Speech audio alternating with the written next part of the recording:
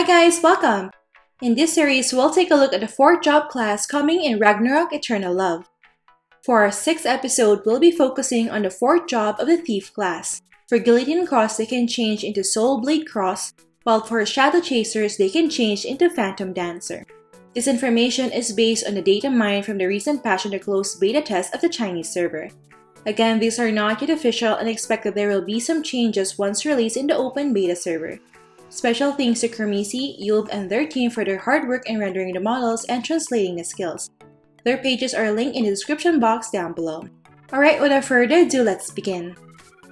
First up, we have the Soulblade Cross, which is the 4th job of the Guillotine Cross. It is said that the Guillotine Cross went to Niflheim and sought the help of Hela, the goddess of death. Hela gave them the power of the soul. I think the main highlight of the new skills of Soulblade Cross is their ability to obtain souls. Almost all of their skills revolve around the use of souls, and they are as follows. First up, we have the Soul Harvest, which is a passive skill that allows Soulblade Cross to collect souls. You can obtain 1 soul from killing a monster, 5 souls from killing a player, and 3 souls when your teammate gets killed. You can collect up to a maximum of 10 souls when this skill is maxed out. Each soul will increase your physical penetration by up to 2%. Thus, having the maximum of 10 souls will boost your penetration up to 20%. The additional penetration the soul grants will be really useful both in PvE and PvP. Next, we have Soul Eclipse. This passive skill will increase your poison damage by up to 2% for each soul you have. This can be further increased to 4.1% poison damage when this enhancement skill is maxed out. Thus, the souls will greatly improve the damage output of Soulblade Cross. Another skill that lets you collect souls is Dark Pact. After a charging time of 3 seconds, you'll be able to obtain 10 souls. This will be important after using skills that consume a lot of souls. But take note that this has a charging time, so you'll be vulnerable for 3 seconds. Charging time can be decreased to 2 seconds if you have this enhancement skill maxed out. Up next, let's take a look at the new offensive skills of Soulblade Cross. First up, we have the Mentor Wave, which is the improved version of Soulbreaker. This is an AoE offensive skill that deals physical damage to a target and surrounding enemies. The damage is based on 130% of your Soulbreaker damage. It also passively gives a 30% chance to gain 1 soul. In addition, this enhancement skill increases the chance of acquiring souls by 70%. I guess this will be a really good farming skill since it only has a cooldown of 1 second, has no fixed cast time, deals AoE damage, and can automatically collect souls. To buff the damage of the Mentor Wave, we have Soul Sacrifice. This skill consumes all souls, with each soul increases your int by 10 for up to 2 minutes. Since the source of damage for Soulbreaker is int and physical attack, this will also increase the damage of the Mentor Wave. Another new offensive skill is Soul Chain. This is a single target skill that links you to an enemy within 3 meters using a chain that drains the enemy's HP per second, which lasts for 5 seconds. The amount of HP drained per second is 10 times your VIT points at max skill level. So I guess you need to pump more points of VIT so that the enemy will suffer more. If the enemy does not leave the range during the duration, he will be stunned for 3 seconds and the life drain effect will continue for 10 more seconds. Soul Chain has 2 enhancement skills. The first one increases the HP life drain effect by 30%, while the second one gives a 48% chance to root the target for 5 seconds. I guess with the stun and root effects of Soul Chain, you can use it in combination with Poisonous Smoke. Related to Soul Chain is the passive skill Soul Intimidation. This will trigger when receiving melee physical attacks wherein there's up to 50% chance that Soul Chain will link to the attacker automatically. The chance to proc Soul Chain is really good, so this can be used in combination with the next skill, Fallen Soul. Fallen Soul is an offensive skill that deals a huge AoE physical damage to enemies within 6 meters, which is based on your physical attack and the number of souls you're carrying. The damage can increase by up to 20% with this enhancement skill. This can also instantly kill enemies whose remaining HP is less than the number of souls times 1%.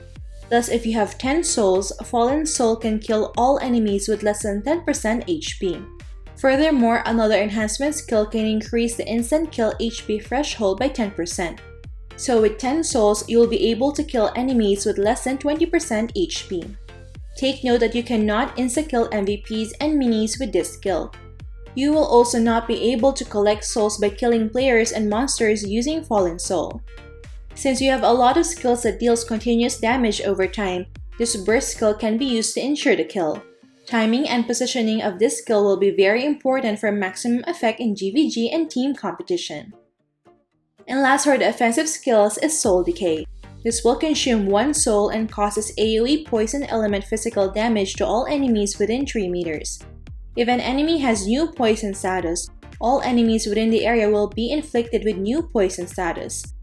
I guess you can use this in combination with Fallen Soul, wherein you first use Soul Decay to inflict new poison and thereby reducing their HP, and then finish them off with Fallen Soul. Up next, we have the other buffs and defensive skills of Soulblade Cross. First up, we have Soul Breath. This will consume all souls, making you immune to all damage but reducing your physical attack for 5 seconds. Its cooldown of 18 seconds cannot be reduced. In addition, you'll have a 10% movement speed buff with this enhancement skill. I guess this will be very useful when entering portals in WoW and when dodging fatal blows.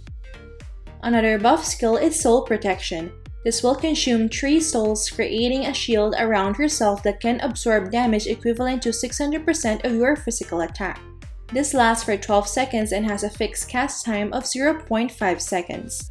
Its duration can increase to 16 seconds with this enhancement skill. This is another good defensive skill that you can use in sticky situations. Next, we have the passive Death Burst. This will trigger when you kill an enemy with new poison status, wherein there is up to 40% chance to cast poisonous smoke on the enemy's location. I guess a group of Soulblade Cross can make the battlefield full of poisonous smoke with this new passive skill. And for the last and final skill, we have Death Bell.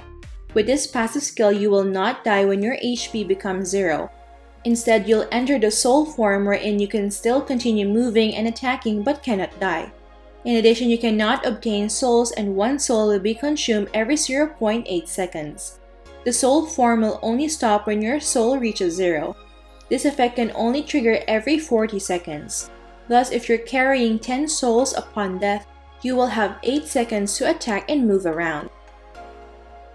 Up next, we have the Phantom Dancer, which is a 4th job of Shadow Chaser.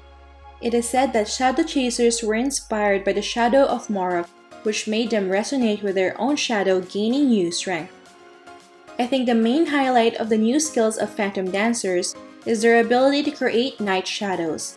A lot of their offensive and defensive skills revolve around the use of night shadows, and they are as follows. First up, we have Juxtapose. This is a passive skill that lets you create a night shadow whenever you use Phantom Rush or Phantom Storm. These night shadows cannot be moved and can withstand 9 attacks for 12 seconds. They inherit a portion of your stats and they can automatically attack surrounding enemies even from afar. The damage they deal with auto attacks is equivalent to 100% of your physical attack plus some true magic damage. Only 2 night shadows can exist at once. Next, we have Phantom Rush. This is one of the skills that generates night shadow. It lets you move forward for up to 4 meters, leaving a night shadow in your original position. Upon landing, you will enter hiding status for 1 second. Aside from creating night shadows, this skill will also be useful for dodging attacks in PvP. The other skill that can form night shadows is Phantom Storm.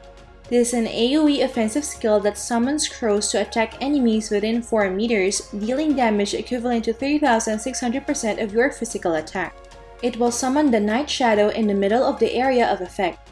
The damage multiplier of this skill is huge, so I think this skill will hurt a lot. It might be good as a secondary farming skill since the cooldown of 5 seconds is really long. You can use other offensive skills with a short cooldown in between. Next, night shadows have a passive skill called Mimicry, which gives them up to 60% chance to cast skills. The skills they cast include Strip Accessory, Strip Shield, Quintuple Shot, and Magic Trap. I do hope that there is an option to equip the skills that can be casted by night shadows so that they will not randomly cast the skills. An offensive skill you can use with night shadows is Phantom Strike. This is a dagger exclusive offensive skill wherein you and all your night shadows will appear next to the target, dealing physical damage based on 120% of your backstab damage. In addition, the final damage of Phantom Strike can increase by up to 50%, if 2 Night Shadows exist due to this enhancement skill. I guess this is the new and improved version of Backstab, which you can combo with Ambush to pick off enemies. A mobility skill you can use with Night Shadows is Phantom Swap. It lets you swap positions with the nearest Night Shadow. Another mobility skill you can use is Oath of Silence. Upon activation, you will transform into a Night Shadow that can move and will leave a copy of yourself. In this state, you and all Night Shadows are unable to attack and cannot be attacked. If you use this skill again within 11 seconds, you will exchange position with the nearest Night Shadow. But if this skill is not used again within the allotted time period, you will return to your original position. Furthermore, your movement speed can increase by up to 15% when this enhancement skill is maxed out. All in all, Phantom Dancers get to have free mobility skills, which will make them more difficult to chase in the battlefield. The Night Shadows can also confuse the enemies, causing better gameplay in PvP. Next, Night Shadows can also be used for defense with the skill Phantom Sacrifice. This will sacrifice the nearest Night Shadow, forming a shield of crows around your body which lasts for 6 seconds. This shield can absorb damage based on your dex and luck stats times 300 points. In addition, Phantom Sacrifice will restore 15% of your max HP after the skill duration when this enhancement skill is maxed out. Next, we have the buff and debuff skill Nightfall. Upon activation, surrounding enemies within a 6-meter radius are unable to resist darkness or blind status, which lasts up to 18 seconds. During this state, you will restore 2% of your max HP per second, while the Night Shadows will restore 1 HP per second. Furthermore, this enhancement skill can increase the effect's radius from 6 to 8 meters at max skill level. This is another healing skill that can greatly improve your survivability in the battlefield. And last for the Night Shadow skills is Phantom Chaos. This passive is triggered whenever a Night Shadow is destroyed, wherein it will deal physical damage to all enemies around it within a range of 4 meters. In addition, it has up to 100% chance to poison enemies with this enhancement skill. Although the damage multiplier is not that high, I think it is enough to kill enemies with low HP. There are also 2 new skills for bow users. First up, we have Quintuple Shot. This is a single target offensive skill that deals physical damage on an enemy based on 80% of your double strafe damage plus 100% of your triangle shot damage. Its damage can be increased by up to 24% with this enhancement skill. Another enhancement skill gives Quintuple Shot a debuff effect, wherein the enemy's movement speed is reduced by up to 20% for 5 seconds, which can stack up to 3 times. It has a cooldown and cast delay of 1.5 seconds, which is the same with that of Triangle Shot. I guess this is the improved version of Triangle Shot, which is a good all-around skill for farming and PvP. For the other bow exclusive skill, we have Night Hunter. This is a passive skill that triggers when Night Shadows are present, wherein every Night Shadow present will increase your chance of dodging single target physical damage skills by 10%. Lastly, we have 2 skills which are not related to Night Shadow. First is Steal Buff. At max skill level, it gives 100% chance to remove and steal 1 buff effect randomly from the target enemy. The buffs which can be stolen are as follows. And for the last and final skill, we have Shadow Curse. This passive will trigger when using Strip Accessory or Strip Shield skill, wherein there is up to 35% chance of disabling 1 skill ruin effect of a target for 7 seconds. The duration can increase to 12 seconds when this enhancement skill is maxed out. Alright, so far we've touched on how the Soulblade Cross and Phantom Dancer would look like and what their respective skills would be. Their skills look so overpowered, and I think they'll continue to shine in PvP and GVG. Feel free to comment down below on your thoughts on the new skills of the 4 job classes. The skills are also found in Rum Codic's website, so check it out. Also, stay tuned for my last video in this series wherein we'll discuss the skills of Novice Guardian, which is a 4th job of Super Novice, and Spirit Whisperer, which is a 4th job of Animus. Alright, that's it for this video guys. Don't forget to like if you enjoyed watching this video. If you're new here, I would love for you to consider subscribing by hitting the subscribe button down below. I would love to have you back. Thank you for watching and see you in our next episode.